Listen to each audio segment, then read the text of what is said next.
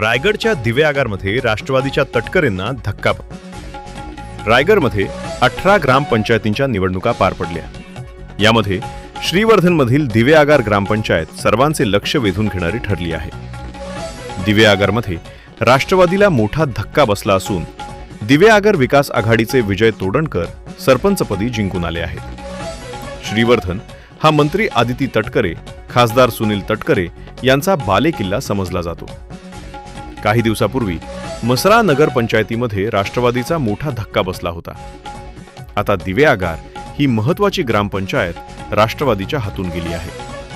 मनमानी, हुकुमशाही आणि लोकांना गृहीत धरण्याचे राजकारण दिवे आगारमध्ये चालणार नाही, असा सल्ला नवनिर्वाचित सरपंच विजय तोडणकर यांनी खासदार सुनील तटकरे यांना दिला आहे. हा करिश्मा लगेचच नाही झाला.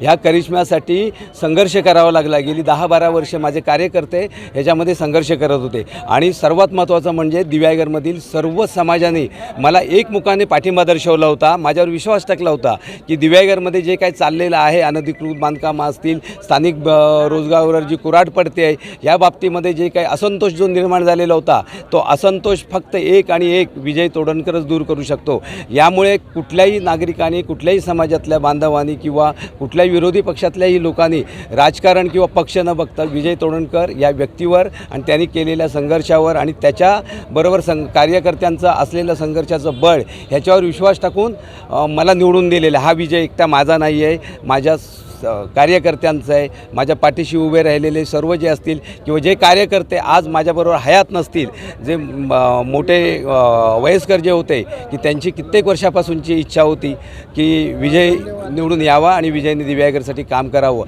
हा विजय ह्या सर्वांचा विजय आहे.